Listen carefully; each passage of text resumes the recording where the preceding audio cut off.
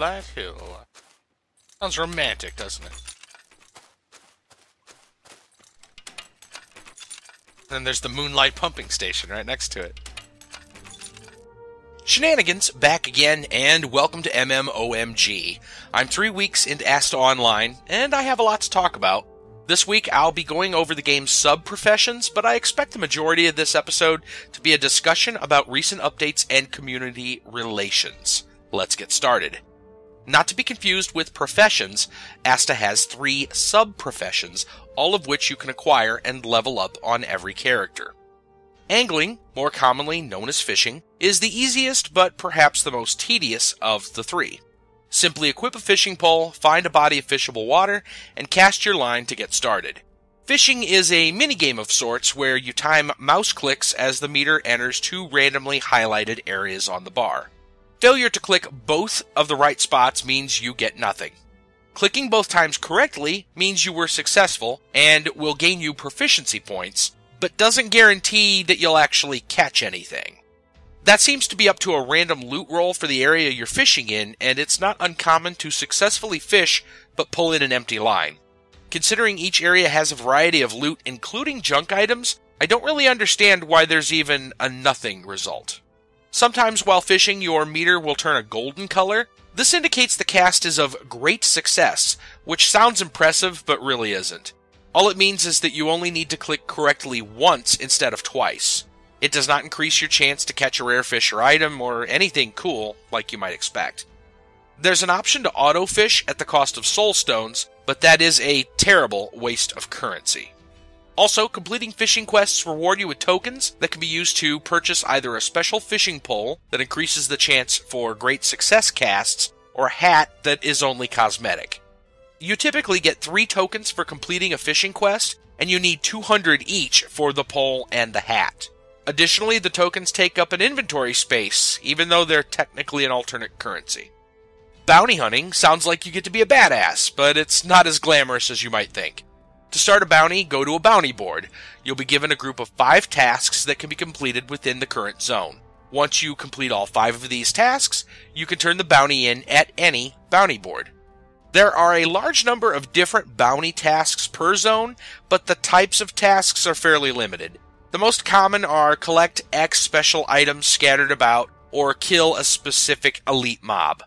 It should be noted that anyone can pick up these special items and freely sell or trade them. You can make some decent money at the auction house just selling off random bounty items to other players. Sadly, you can only have 1 bounty active at a time, so if you want to start a new bounty, you must either complete or abandon your current one. You lose all progress on any bounty you abandon, which really only affects the kill task since you get to keep the case items. Treasure hunting is typically the most challenging sub-profession, as it involves both exploration and combat. First, you'll need a treasure map, which can be found as a rare random drop from any mob. Right-clicking on a treasure map in your inventory turns it into an unsealed map, which reveals a more specific area and a map name. Using these clues, travel to the location marked on the map, and use the treasure hunting skill. Your character digs at the ground, and if close enough, you're shown a direction and a colored arrow pointing you near the exact spot. Once you locate the treasure, you have 5 minutes to defeat the guardians that spawn, or the treasure is lost forever. Treasure hunting can sometimes be tough to complete alone unless you're over-leveled for the zone. The guardians themselves are either numerous and/or elite, and treasure locations are often placed dangerously close to the spawn points of other elites or even bosses. Sadly, most of the loot in these treasures aren't particularly impressive. It's also worth noting that once you unseal a treasure map, it can't be sold or traded. This makes obtaining all the treasure maps for a zone achievement that much harder to complete, as you don't know which specific treasure map you have until you open it. Often you'll open 10 treasure maps for a zone to find you only have multiple copies of several locations.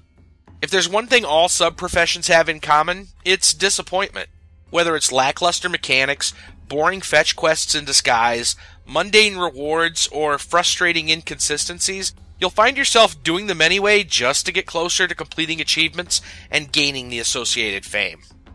This leads me to point out what I feel is a disconnect between those responsible for the game and its community of players. For example, a special event just released with nothing more than a notification on the game's Facebook page. Only after the event ended was it posted on the Steam forums, which currently serve as the only community forums publicly available for the game. Of course, once the details of the event were released, it simply left players wondering, why was this even a thing? The GM event, called ASTA World Under Attack, featured giant but poor monsters that broke into the world. They could be found in the early zones for each faction as well as Muck Plateau. The giants stay in a fixed location and they have no loot. As there's no reward and they're not a threat to anyone since they don't move, there's literally zero incentive to fight them. That sounds more like the test for a new event rather than the event itself, but that's not how they labeled it. To be fair, a recent update addressed the bugged public quests, unbanned the word "com", and changed the times for events, most importantly Guild Wars. Event rescheduling was based on the fact that most players couldn't attend Guild War, so it was changed to accommodate as many players as possible, given there's only one server and it's international. However, the topic of fame-capped players gatekeeping everyone else has received no response. Yet it's just about as important for providing an interesting Guild War scene as accommodating player schedules in the first place. In the meantime, players keep getting showered with experience gain bonuses that only serve to widen the gap between character and fame levels. On a personal note, the rescheduling ended up being detrimental to several time zones, including my own. I was already playing longer each night specifically to attend 8 trigrams, and now I'm not even certain there's one available for me anymore.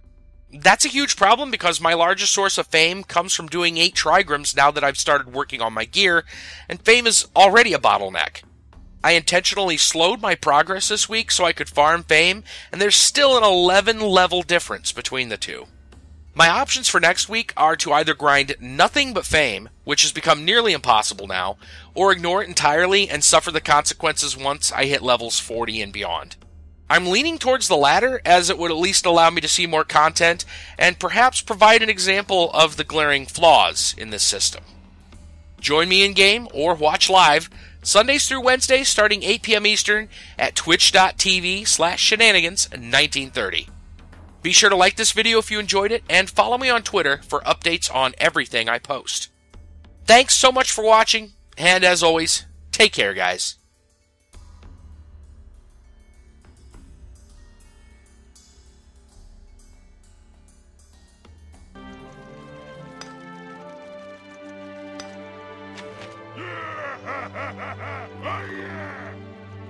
Songen's treasure. Oh, we gotta fight fireflies? Come get some. I need to get closer.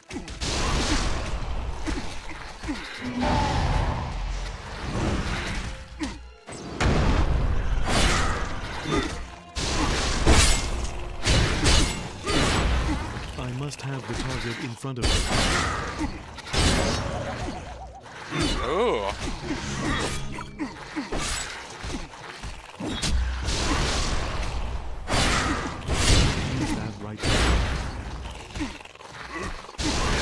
Oh, we're not gonna do it. We're gonna die. Fireflies killed us.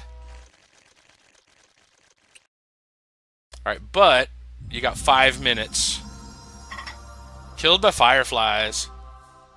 What a way to go.